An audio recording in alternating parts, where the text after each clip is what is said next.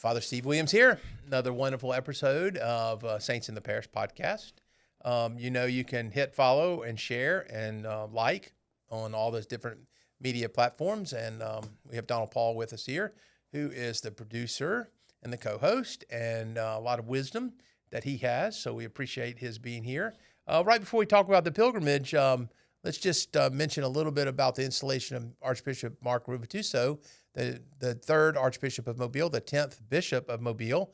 I thought it was interesting that during his installation, he carried the crozier from Michael Portier, the very first Bishop of Mobile, keeping that tradition. That was more than 200 years ago. It's hard to believe in it. So what did you think of the installation? Yeah, it was cool. It was, just because of the size there, it was very limited attendance. But they live streamed it, so I had an opportunity. I didn't see the whole thing, but I watched kind of pieces, specifically at the beginning, because that's kind of the famous part of an installation where the Apostolic Nuncio opens the papal bull announcing the appointment and reads it. He read it in English, and then Archbishop Rivituso processed around the cathedral, showing the people. And I was really struck. First of all, just it's a very cool kind of ceremonial thing. But besides it being ceremonial, like it actually serves a very particular purpose, because as we've talked about many times, the church, one of the marks of the church is it's apostolic. And so for the church to continue, the bishop must be appointed, and the bishop must be the continuation of the apostles, because the bishop is the successor to the apostles, not figuratively. Actually, he is a successor. And so for him, Archbishop Rivituso, to be appointed and to be installed, it had to have been proclaimed by the Pope, because the Pope is the one that has the authority to make that pronouncement. If there's no Pope, there cannot be an installation of new bishops. And so that's why it's so important that the Apostolic Nuncio reads from the bull that's in Latin, that's officially signed by Pope Leo, that I, as under my authority as Bishop of Rome, I appoint this person as the next bishop. And so I was just particularly struck by just how incredible it is that we have a continuation of apostolic succession. And if you look at the other churches, particularly like the higher churches like Anglicanism or the Eastern churches do have a continuation of apostolic succession because they continue that. But the church after the English Reformation with Henry VIII, they had to say that there was no continuation of apostolic succession because they could not guarantee that connection to the apostles. Yeah, some of them tried for a little while, but then they realized it was futile and they gave up on that. And they didn't just apostolic succession is not really that important. A couple other interesting things. If you watched it and you noticed a couple of things, there was 28 bishops there, or actually probably 24 bishops and 3 abbots. They also wore mitres, so you could tell that they were bishops by the mitres that they were wearing. There are a couple other interesting facts things you probably wouldn't have really noticed. There can only be one crozier in any ceremony, like any ceremony. Watch the Pope, on in Mass that he has this Sunday, or last Sunday, was it last Sunday? He had Mass. He's the only one that carries a crozier. No one of the cardinals and bishops carry a crozier. There can only be one. Interesting reason for that, because there's one shepherd, and that person who's carrying that particular crozier is kind of standing in the person of Christ, who is the ultimate shepherd. Okay, so because we were in interim. Archbishop Rodi had retired, and Archbishop Rivituso hadn't been installed. We were in the interim. The Apostolic Pronuncio, carried the crozier in. Okay, now at some point in the ceremony, he gave it to Archbishop Rodi, who then gave it to Archbishop Rivituso. So that was his signifying that him taking the seat as Archbishop of Mobile. Now, that seat is very, very important. If you notice at the beginning of Mass, Archbishop Rivituso didn't go sit where the Archbishop normally sits. He didn't do that until he had been installed as the new Archbishop of Mobile. And then he goes over and takes that seat. So the word cathedral literally means seat of the bishop. That is literally what that word cathedral means. So all these other people that name their church a cathedral and they don't have a seat with a bishop's seat in it, I don't know what they're, I don't really understand, but whatever. Every cathedral has the seat of the bishop in it with his coat of arms on there. And he's the only one that is holding the shepherd's crozier. Okay. Now, let's see a couple other interesting facts. You might have not have noticed all these little facts. So if you notice the way Archbishop Rivituso carried the crozier when he was leaving, and once he got it, the crook part of the crozier was facing the people. That's the way he carried it, like a shepherd would carry it. Whereas when the cardinal came in with the crozier, it was not facing that way.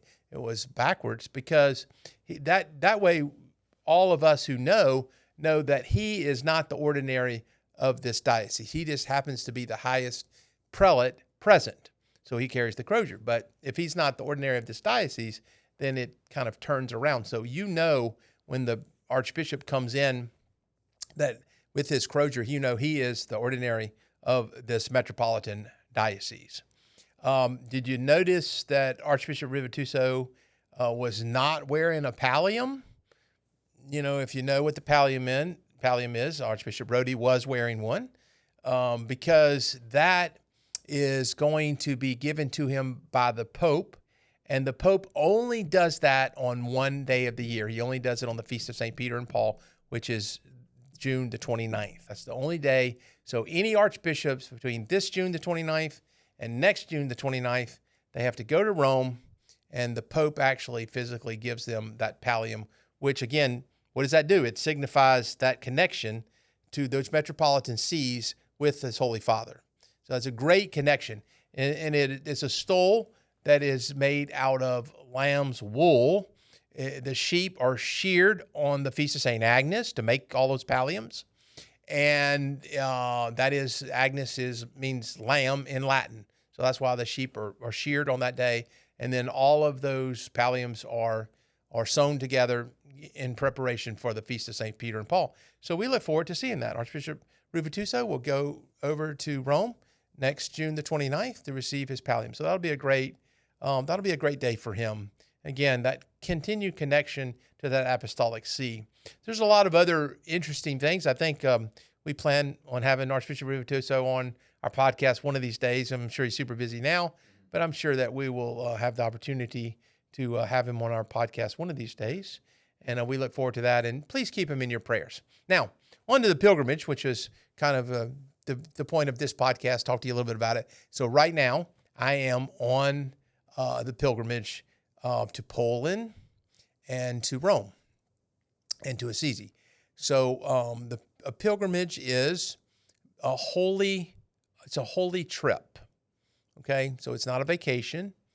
You're not working, but it's just a pilgrimage is a holy journey, and we are journeying. And actually, frankly, is not our lives one big long pilgrimage? A journey is our lives a journey. It should be. And so we're particularly going to go to very holy places, celebrate Mass every day.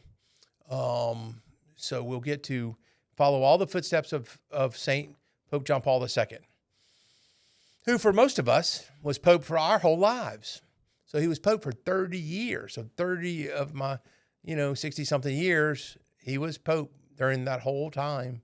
And so great adoration, great admiration for him as the Pope. So I look forward to seeing, where he was born, where he went to Mass as a child, where he received First Communion, where he was ordained. I look forward to seeing all of the different aspects of his life in Poland. He was Archbishop of Krakow before he became a cardinal in the Vatican, and then ultimately became the Pope in 1978 or 9? 79. Yeah, I think it was 79. So So he became right after John Paul I. That's why I'm getting a little confused. Yeah. Paul VI and John I. So anyway, so I look forward to that. I look forward to celebrating Mass at the Divine Mercy Shrine where Saint Faustina is buried, and then I look forward to celebrating Mass on the tomb of Saint Maximilian Kolbe. So I love Saint Maximilian Kolbe. His feast day is August 14th. If you want to look him up, feel free. It's just a great story of sacrificing his life so that another person could live. Wow, how incredible is that? He literally said, "Can I take the place of this person?" Because he was a father, and he had several children, and so the German soldiers allowed him to do that, and he was martyred for the faith. So I look forward to that, and also we are going to Auschwitz, so that's a very, very sad occasion. But one of the things that many historians have said, and I've used this many, many times in my life, those people who do not study history are doomed to repeat it. You've probably used that phrase a million times too, haven't you? So if we don't take the opportunity to look at places like those concentration camps and acknowledge the fact that what happened there was really horrible, then sadly enough that could happen again to us. So we need to really study and understand why some of those horrible things happen. I think Donald Paul will put down in the bottom of our podcast how you can follow me. Follow Father Steve on his pilgrimage to Poland, and he'll put the address, and you can click on it, and you can follow me.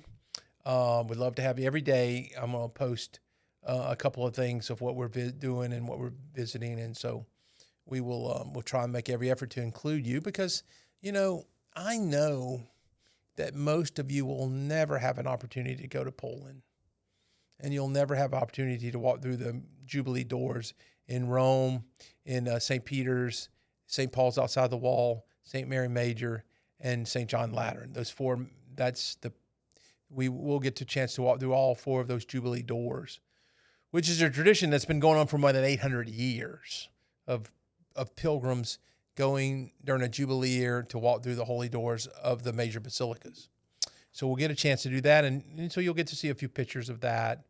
And so it'll just be a way that I can connect with all of you. Want to do that the best of my ability to do that. So, any questions? Yeah, you're also going to Assisi, right? Because you're going to go see Carlos Acutis will have new Saint Carlos Acutis. That's amazing, and so he was canonized by Leo, the first saint to be canonized after Leo became Pope. Carlos Acutis and Pier Giorgio Frassati. So I kind of think to myself that is says he's kind of really saying how important the youth are because Carlos Acutis was 15 when he died, and Pier Giorgio Frassati was 23 when he died, and so they both were very holy, and their holiness really contributed a lot to the world, and so the people have venerated them for quite a while now, and so now they're being canonized. Pope Francis had originally planned to canonize them before he died, and then he died, and so now Pope Leo is going to canonizing them. Well, it did canonize them on September the 7th. Yep. So, yeah, and then you're going to go to a papal audience. Yeah, we get to take a chance to go see Pope Leo. Hopefully, you never. We'll see. We'll send some pictures back if we're able to do that. It depends on what's going on. Something could happen. Sometimes, it's kind of, you get the tickets to the papal audience the day before the papal audience, so they know that it's happening, so it's normally on a Wednesday, every Wednesday. So that'll be enjoyable. And hear him speak in English. Yeah, I know. I've said this to you several times on our podcast. I think that's one of, I know it sounds a little selfish. I think that's one of his greatest qualities or attributes, the fact that he speaks very well in English, Spanish, and Italian. So I think he's covered about 90% of all the Catholics in the world between those three languages. Yeah. Pretty impressive. But why do I think that's so important? Because, we were left to the media to translate a lot of what Francis said. Really? You really want them to translate?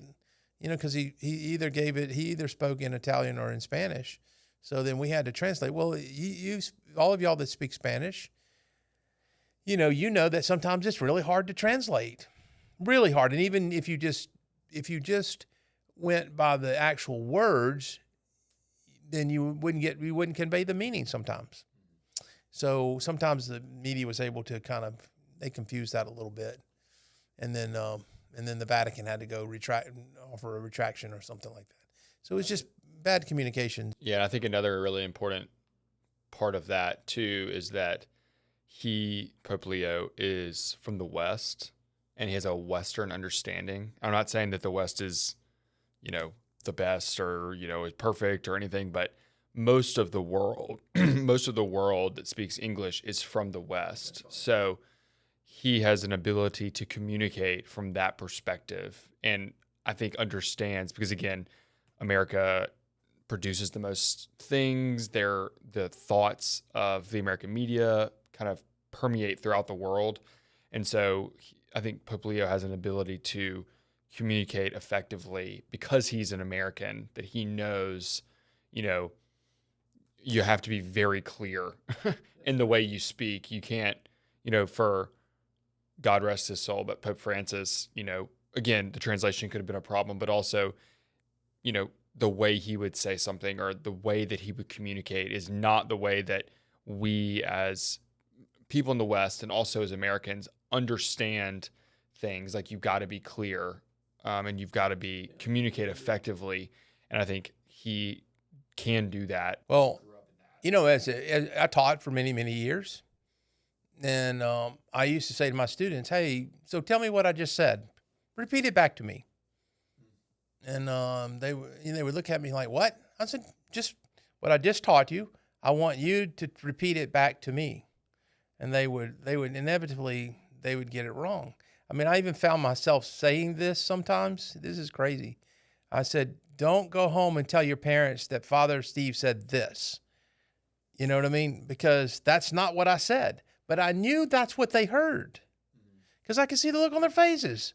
I could see they didn't understand. And as a communicator, it was partly my fault as a teacher. I have to be able to make sure that I can get across to them what the message that I was trying to get across to them was. And sometimes when it comes to religion, certainly the death of Christ and Christ being both human and divine, and the whole idea of the Trinity. I mean, this gets the whole, talking about metaphysics. They're like, "What? Hold on." They're like, "Hold on, Father, you're going too fast for us." I had a lot of students said that to me because, of course, I, studied it and kind of owned it, and I can go fairly quickly through it. But obviously, if you're trying to communicate something to someone, you can't just go so fast. You may have to say, slow down just a little bit. And so I think that, again, Pope Leo will be able to do that a little bit easier, a little bit better. And so certainly optimistic. And I think that would even be equally as true with our new Archbishop Rivituso, same thing. So certainly keep them both in our prayers. This would be an interesting thing for our listeners to think about, but what do you have to bring a letter of suitability? Yeah, it actually has a Latin name. It's called a celebret. And basically it just says I'm a priest in good standing for the Archdiocese of Mobile and signed by the Archbishop. And so I have to show that everywhere I go to say Mass. And they got much more strict. They used to, like, if you're wearing a collar, that was like, okay, that's good enough. And I still even say that. Who's going to wear a collar? Who's going to try and impersonate a priest today? I can't imagine. But whatever. And especially someone who knows how to celebrate Mass. I can't imagine what you have to go through to know how to celebrate Mass, but they're very particular nowadays. And even with the Vatican Museum, they actually needed the names of every person that's in our group in order to get in. They wanted to do background check on everyone, I guess, because they're so worried now that someone could hurt, the Vatican Museum. So I look forward to that. I look forward to seeing the Sistine Chapel, where the election of the Pope just took place just a few months ago. That's always really moving to me. There are a lot of very moving aspects to the pilgrimage. Very, very moving. It's all about holiness and, us unworthy servants trying to be more holy in our lives. That's what it's about. Yeah. Yeah. We hope you'll have a great time, or having a great time, and enjoying the European air. Yeah, and we'll have another follow up to this when I get back. I'll kind of share some personal experiences with you, and look forward to that too, and maybe even some personal experience of all those So we have 43 pilgrims going with us, a lot of pilgrims that are going with us. And so we look forward to that or whatever. So thanks for the podcast. Thank you for joining us week after week and just helping us to advance the kingdom of God here and bring about more kindness, loving, and grace from our Lord into this world, which desperately needs it. So hope all of you have a wonderful week. God bless you.